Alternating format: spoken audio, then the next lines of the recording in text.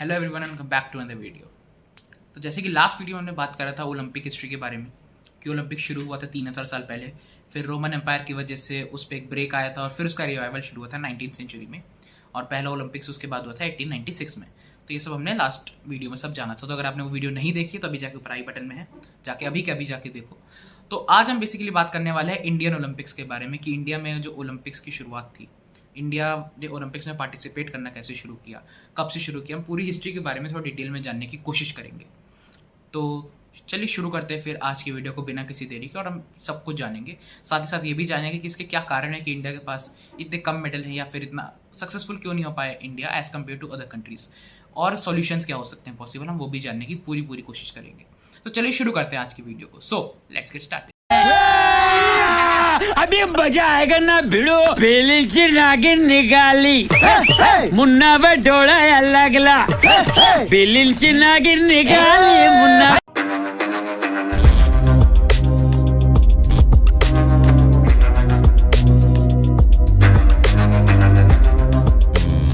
तो जैसे कि हमने लास्ट वीडियो में देखा था कि 1896 में ग्रीस में एथेंस नाम की सिटी में पहली बार ओलंपिक शुरू होते हैं, मॉडर्न ओलंपिक्स।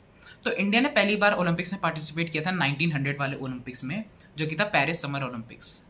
तो वहाँ पे इंडिया ने जो भेजे थे, वहाँ पे 1900 में सिर्फ एक ही एथलीट भेजे थे, जिनका नाम था नॉर्मन प्रिथकार्ड नाम था उनका, और उन्होंने वहाँ से 2 मेडल जीते थे, एक 200 मीटर्स की रेस में और एक 200 मीटर्स हर्डल रेस में। ठीक है। तो और साथ ही साथ वो बन गए थे पहले ऐसे एशियन बॉर्न प्लेयर जिन्होंने मेडल जीता हो ओलंपिक्स में, पहले ऐसे Asian born, not Indian born, Asian born player. लेकिन इस 1920 तक हमारी कोई भी एक इंडियन नेशनल टीम वहाँ पे नहीं गई थी, जैसे कि अब जाती है पूरी इंडियन नेशनल टीम। 1920 तक इंडियन नेशनल टीम नहीं गई थी ओलंपिक्स में पार्टिसिपेट करने। फिर 1920 में सर दोराबजी टाटा और governor of Bombay George Lloyd की मदद से इंडिया को रिप्रेजेंटेशन मिलता है इंटरनेशनल ओलंपिक काउंसिल में। अब इंटरनेशनल ओलंपिक काउंसिल है क्या है नहीं पता, ऊपर आई बटन में जाके फिर कह रहा हूँ, जाके पुरानी वीडियो देख लो। तो इसकी वजह से फिर इंडिया के नेशनल टीम भी जाने लगी। तो इंडिया ने अपनी नेशनल टीम भेजी थी 1920 ओलंपिक्स में, जिसमें 3 एथलीट्स थे, 2 रेसलर्स थे और 2 मैनेजर्स गए। इंडिया का जो सबसे पहला इंडियन ओलंपिक कंटिजेंट था, उसमें जो लग गए थे वो थे परमा बैनर्जी, फाटेपा चगुले, सदाशिव डटर, कुमार नवाले और रणधीर शिंदे। तो ये सब लोग गए थे वहाँ पे पहले ओलंपिक कंटिजेंट में। तो इंडियन ओलंपिक मूवमेंट शुरू होता है 1920s में, और 1923 में जैसे लास्ट वीडियो में बताया था मैंने, एक provisional all India Olympic committee बनाई जाती है, जहाँ से एक ऑल इंडिया ओलंपिक गेम्स बनाया जाता है, जिसको नेशनल गेम्स ऑफ इंडिया कहा गया। और 1927 में फाइनली जाके बनता है हमारा इंडियन ओलंपिक एसोसिएशन। फिर 1928 में नेशनल गेम्स कराया गया इंडियन ओलंपिक एसोसिएशन ने, जहाँ से 7 एथलीट्स को चूज किया गया, और फिर उन 7 एथलीट्स से जाके समर ओलंपिक्स में हमको रिप्रेजेंट किया। अब इस समय 1928 तक आते आते इंडियन हॉकी फेडरेशन बन गया था। इंडियन हॉकी फेडरेशन बन गया था जिसने अपनी एक इंडियन हॉकी टीम भेजी ओलंपिक्स में, और प्री इंडिपेंडेंस यानी कि आज़ादी से पहले की जो हॉकी टीम थी उसने ओलंपिक्स में बहुत ज़्यादा डोमिनेशन अपना बनाया। 1928 से 1936 में इंडियन हॉकी टीम का राज हुआ करता था ओलंपिक्स में। तो 1928 के एम्स्टर्डम ओलंपिक्स में इंडिया ने बेल्जियम, ऑस्ट्रिया, डेनमार्क, स्विट्जरलैंड और लास्ट में नीदरलैंड्स को हराकर हॉकी में अपना पहला गोल्ड मेडल जीता, और ये तो सिर्फ शुरुआत थी। 1932 में लॉस एंजलिस में होते हैं ओलंपिक्स, जहां पे इंडिया ने एक हिस्ट्री क्रिएट करी। इंडिया ने यूएसए को हॉकी में 24-1 से हराया। बिल्कुल सही, इंडिया ने किए 24 गोल्स और यूएसए ने सिर्फ 1 गोल। 23 गोल के मार्जिन से इंडिया को हराया, जो कि आज तक सबसे बड़ी मार्जिन विक्ट्री है एक ओलंपिक की हिस्ट्री में। 1936 बर्लिन ओलंपिक्स में इंडियन हॉकी टीम ने एक और इतिहास रचा। फाइनल में जर्मनी को 8-1 से हराया, जो कि सबसे बड़ी मार्जिन विक्ट्री एक ओलंपिक फाइनल में हॉकी की। 8-1 से जर्मनी को धूल चटा दी थी 1936 बर्लिन ओलंपिक के हॉकी फाइनल में। तो ये तो इससे हमारी इंडिपेंडेंस से पहले की बात। फिर आता है पोस्ट इंडिपेंडेंस पीरियड, यानी कि 1947 में हमारे देश को आज़ादी मिली, देश का बंटवारा हुआ। फिर आता है हमारा पोस्ट इंडिपेंडेंस का एरा। पोस्ट इंडिपेंडेंस में इंडिया का ओलंपिक्स में कैसा हाल है देखते हैं। तो 1948 में एक इंडिपेंडेंट इंडिया ने अपनी डेलीगेशन भेजी ओलंपिक्स में, जहाँ पे 50 एथलीट से ज़्यादा लोगों ने पार्टिसिपेट किया अलग अलग स्पोर्ट्स फेडरेशंस में। तो इंडिपेंडेंस के बाद इंडिया की मेन हॉकी टीम ने 8 मेडल जीते हैं, जिसमें 5 गोल्ड है। तो इंडिपेंडेंस के बाद भी हॉकी में इंडिया का डोमिनेशन कुछ समय तक के लिए था। तो इंडियन हॉकी टीम ने सबसे पहले गोल्ड मेडल जीता 1948 के समर ओलंपिक्स में, ग्रेट ब्रिटेन को फाइनल में हरा के, जिसके ऊपर मूवी बनी है गोल्ड, अक्षय कुमार है जिसमें, देखी होगी आप लोगों ने ऐसा मैं मानता हूँ। तो इंडिपेंडेंस के बाद पहला गोल्ड इंडिया ने जीता, वो था हॉकी में ब्रिटेन को हरा के, उन अंग्रेजों को हरा के जिन्होंने हम पे 200 साल राज किया था। तो ये इंडिपेंडेंट इंडिया का पहला गोल्ड मेडल था। फिर होते हैं 1952 में हेल्सिंकी ओलंपिक्स, बड़ा ही अजीब नाम है भाई। तो हेल्सिंकी ओलंपिक्स होता है जहां पे इंडिया अपना पहला इंडिविजुअल मेडल जीतता है, पहला individual medal of independent India जीतता है।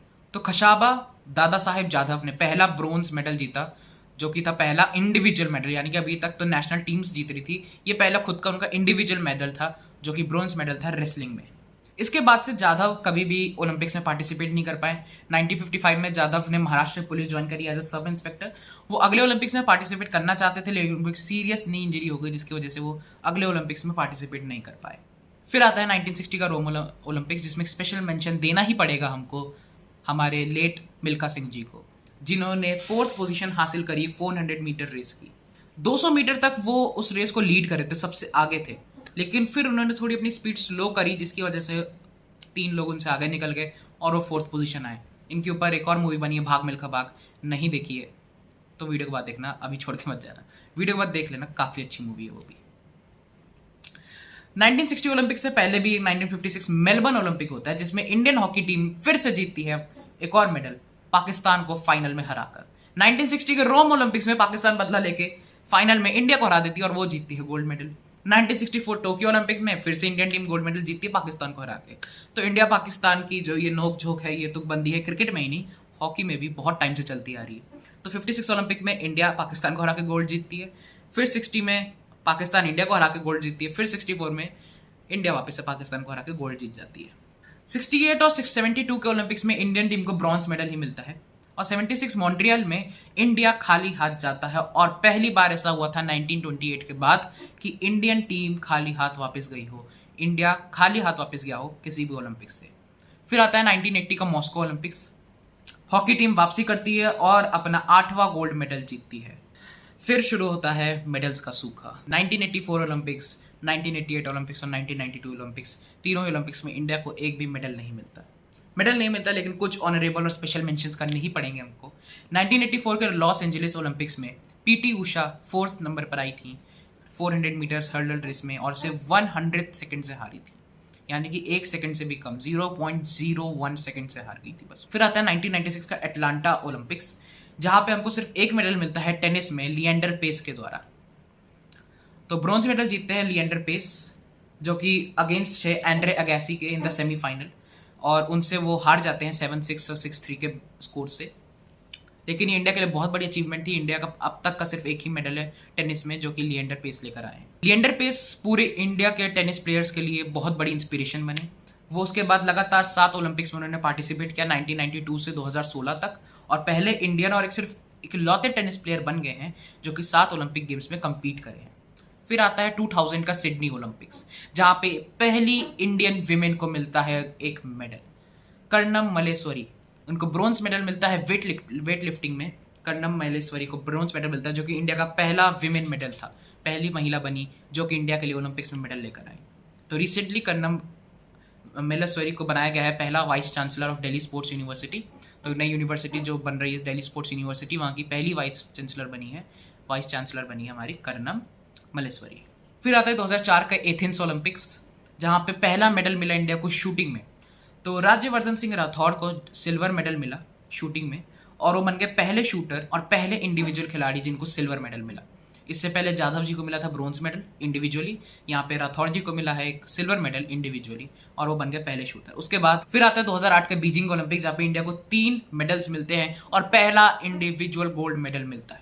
अभिनव बिंद्रा को मिलता है 10 मीटर एयर राइफल के लिए पहला इंडिविजुअल गोल्ड मेडल। उसके बाद अब मिला है नीरज चोपड़ा को, जिसके बारे में आगे बात करने वाले हैं। 56 ईयर्स के बाद रेसलिंग में इंडिया को मेडल मिलता है। 2008 के ओलंपिक्स में सुशील कुमार को मिलता है एक रेसलिंग में मेडल, ब्रोंज मेडल। 56 ईयर्स बाद रेसलिंग में इंडिया को मेडल मिलता है। और रिसेंटली हम जानते हैं सुशील कुमार के ऊपर जो कंट्रोवर्सी है, जो उनके पे केसेस चल रहे हैं, चार्जेस चल रहे हैं, मैं उस पर अभी बात नहीं करना चाहता। और उसी साल 2008 में विजेंद्र सिंह को ब्रोंज मेडल मिलता है बॉक्सिंग में। दोनों विजेंद्र सिंह और सुशील कुमार को फिर मिलता है खेल रत्न अवार्ड उनके अचीवमेंट के लिए उसी साल।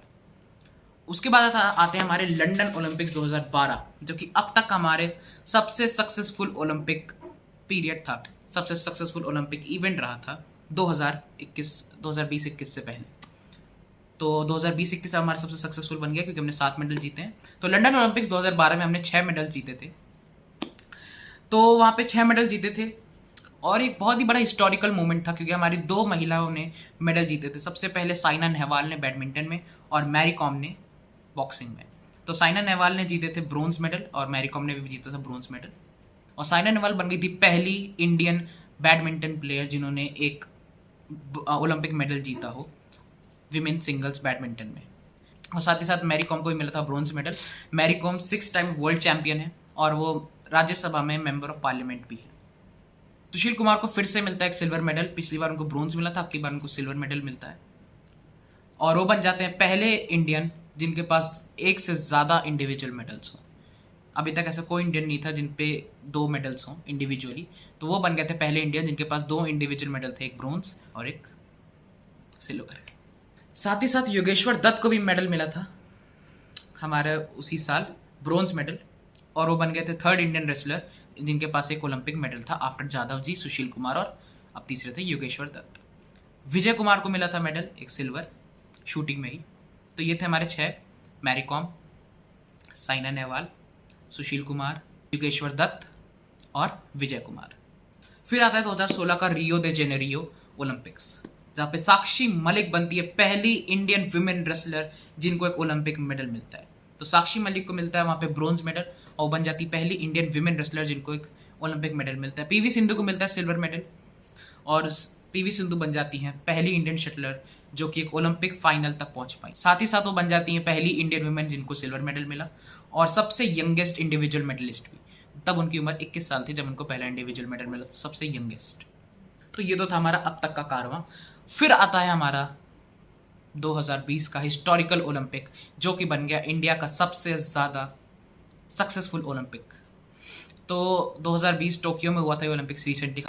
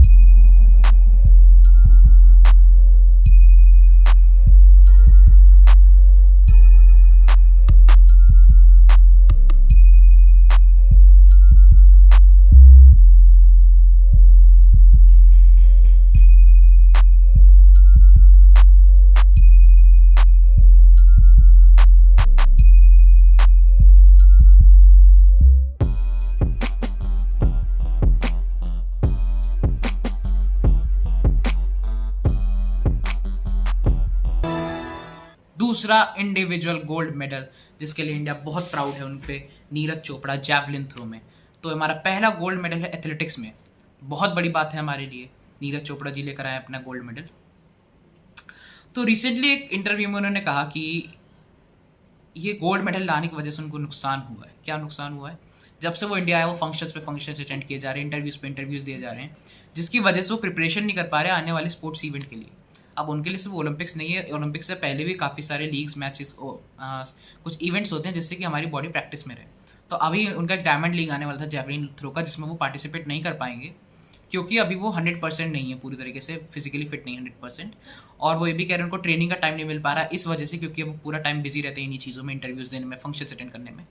और वो कह रहे हैं इंडिया की बहुत बड़ी प्रॉब्लम है कि हमें थोड़ा सा प्लेयर्स को फिर स्पेस देना चाहिए जब वो जीत के आ रहे हैं, ताकि हम आगे वो प्लेयर्स प्रैक्टिस कर सकें, जो कि उनकी बात बिल्कुल सही है। तो इन मेडलिस्ट को काफ़ी सारे मॉनेटरी बेनिफिट्स और फाइनेंशियल बेनिफिट्स भी दिए गए हैं गवर्नमेंट ऑफ इंडिया के द्वारा भी, और काफ़ी जगह के द्वारा गवर्नमेंट ऑफ इंडिया ने उनको पैसे दिए हैं, BCCI ने पैसे दिए हैं, स्पोर्ट्स फेडरेशन ने पैसे दिए हैं, स्टेट गवर्नमेंट्स ने पैसे दिए हैं, जो कि बहुत अच्छी बात है क्योंकि ये सब लोग मैक्सिमम लोग बहुत ही गरीब जगह से आते हैं, बहुत ही स्ट्रगल फेस करके यहाँ तक पहुँचे, और ये डिज़र्व भी करते हैं। हमारी जिन्होंने हमारी कंट्री को इतना प्राउड फील करा है, ये डिज़र्व करते थे ये चीज़। अब बात करते हैं उस चीज़ की जिसके लिए हम यहाँ पे मेन मोटिव है, जो कि मेरा आज का, कि इंडिया को मेडल्स क्यों नहीं मिलते। तो काफ़ी सारी चीज़ें हैं, काफ़ी सारे कारण हैं, जिसमें सबसे बड़ा कारण है कि हमारी कंट्री में स्पोर्ट्स कल्चर ही नहीं है। स्पोर्ट्स कल्चर यानी कि हम बच्चे को शुरुआत से स्पोर्ट्स कल्चर में, स्पोर्ट्स में प्रैक्टिस देना, उस पर तैयारी कराना नहीं देते। अब किसी को IIT JEE क्रैक करना स्कूल से तैयारी शुरू कर देता है, UPSC वाला कॉलेज से तैयार कर देता है, लेकिन जिसको स्पोर्ट्स में कुछ जाना है उसको हम क्यों नहीं एकदम स्कूल लेवल से तैयारी शुरू कर देते? क्यों उनको हम इतनी वो नहीं देते, पुश नहीं देते, उनको मोटिवेशन नहीं देते, उनको सपोर्ट नहीं देते, ताकि वो स्कूल टाइम से ही शुरुआत कर लें अपने करियर बनाने की। सबसे बड़ी दूसरी प्रॉब्लम यह है कि हमारे यहाँ जो ये स्पोर्ट्स खेले जाते हैं ओलंपिक्स में, फेमस ही नहीं हमारी कंट्री में। हमारी कंट्री में सिर्फ एक ही स्पोर्ट्स फेमस है, वो है क्या है? क्रिकेट है। और क्या है? क्रिकेट के अलावा आज के टाइम पे मैक्सिमम लोग कुछ नहीं देखते, किसी को पता भी नहीं होता। ओलंपिक्स के टाइम पे कुछ लोगों को पता होता है। मैं अभी आपसे पूछ लूँ 10 क्रिकेटर्स के नाम, आप ऐसे ही बता दोगे, इंडिया के नहीं आजू बाजू के पड़ोसियों को भी बता दोगे। लेकिन मैं आपसे 10 हॉकी के खिलाड़ी पूछ लूँ, आप 3-4 बता सकते हैं, उसके बाद आप ऑटोमेटिकली फंबल करना शुरू कर देंगे।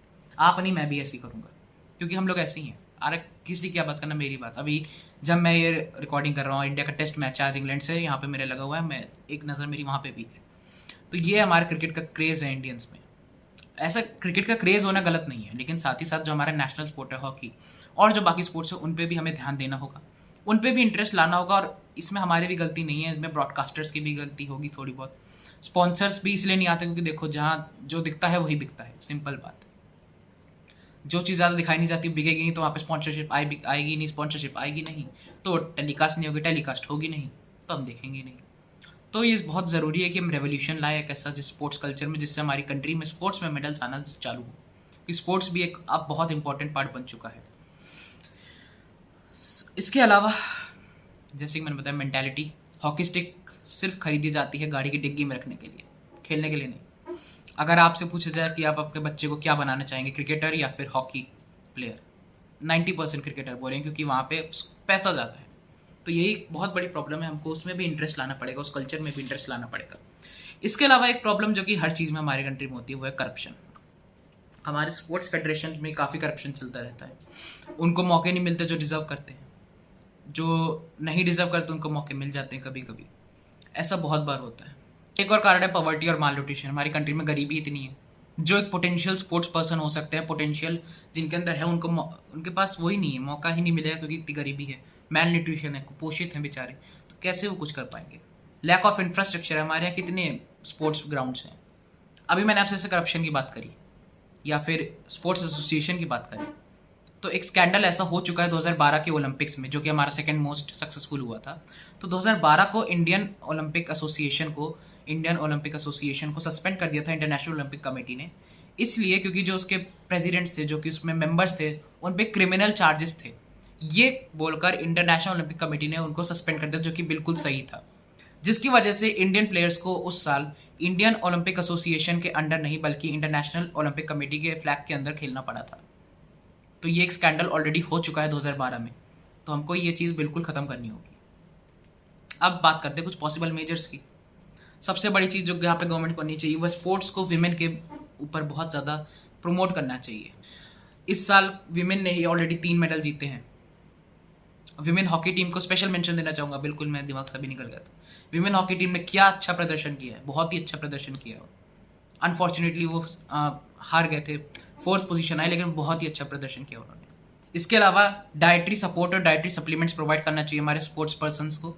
एक न्यूट्रिशनिस्ट अपॉइंट करना चाहिए ताकि वो प्रॉपर डाइट लें, जिसकी वजह से फिट रहें, उन पर अनहेल्दी चीज़ें ना लें। साथ ही साथ इसके अलावा सपोर्ट देना चाहिए उनको स्पोर्ट्स स्पेशलिस्ट डॉक्टर्स का, जो कि उनकी इंजरी को सही से मैनेज कर सके। इंजरी मैनेजमेंट बहुत ही बड़ी चीज़ होती है। अगर इंजरी मैनेज नहीं की जाए तो पूरा करियर एक तरीके से ख़त्म हो जाएगा। इसलिए एक स्पेशलिस्ट स्पोर्ट्स डॉक्टर का अपॉइंटमेंट हर स्पोर्ट्स पर्सन के लिए करना चाहिए। एडवांस्ड इक्विपमेंट प्रोवाइड करने चाहिए ताकि उनका प्रॉपर इक्विपमेंट हो। हम जिन कंट्री से कम्पीट करने जा रहे हैं ओलंपिक्स में, USA, चाइना, रशिया जैसी कंट्रीज, जिनके पास ऐसे ऐसे इक्विपमेंट्स हैं जिनसे प्रैक्टिस कर रहे हैं, तो हमारे पास भी एक पार लेवल का वो होना चाहिए। इक्वल लेवल का कंपटीशन करने के लिए हमें उनको ऐसे इक्विपमेंट्स प्रोवाइड करने पड़ेंगे। एक चीज़ हम और जो कर सकते हैं, जो कि मैं पर्सनली फील करता हूँ, कि हमें फॉरेन कोचेस को प्रोवाइड करना चाहिए उनको। हम अब इंडियन कोचेस इनको ट्रेन करते हैं। इंडियन कोचेस पे अभी उतना एक्सपीरियंस नहीं है, किसी के पास ये एक्सपीरियंस नहीं है ओलंपिक में जाके इंडिया को रिप्रेजेंट किया भी है तो कभी मेडल नहीं जीत पाए।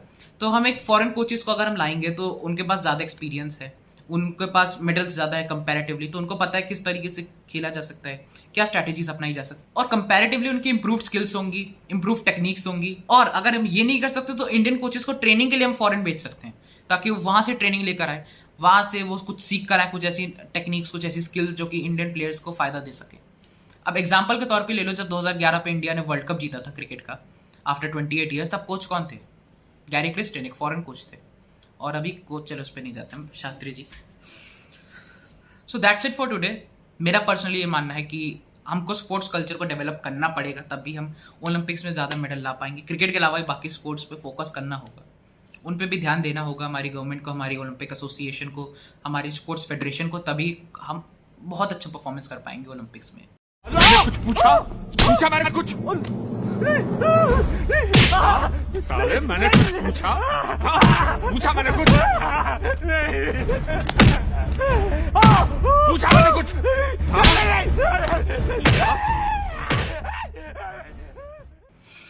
तो होप क्या आपको वीडियो पसंद आई।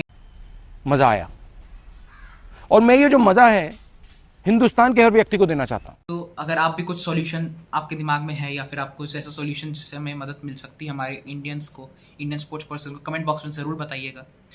वीडियो को लाइक ज़रूर करना, शेयर करना सबके साथ, और सब्सक्राइब कर लो चैनल को, ताकि हम आगे वाली वीडियो देख सको। तो अगली वीडियो किस चीज़ पे चाहिए कमेंट बॉक्स में बता देना। बताते तो होनी का भी, चलो मैं बोल देता हूँ, बता देना, उसी पे वीडियो बनाने की कोशिश बिल्कुल करेंगे। और नीचे सब्सक्राइब का बटन, नीचे एकदम बिल्कुल अभी नीचे जाओ, वहाँ पे ऐसे टच करोगे सब्सक्राइब हो जाएगा। कर लो ना प्लीज़, कर लो यार प्लीज़, ठीक है, सब्सक्राइब करो। तो मिलते हैं आपसे बहुत ही जल्द, तब तक के लिए stay home, stay safe and get vaccinated. This is Ayush Singh signing off.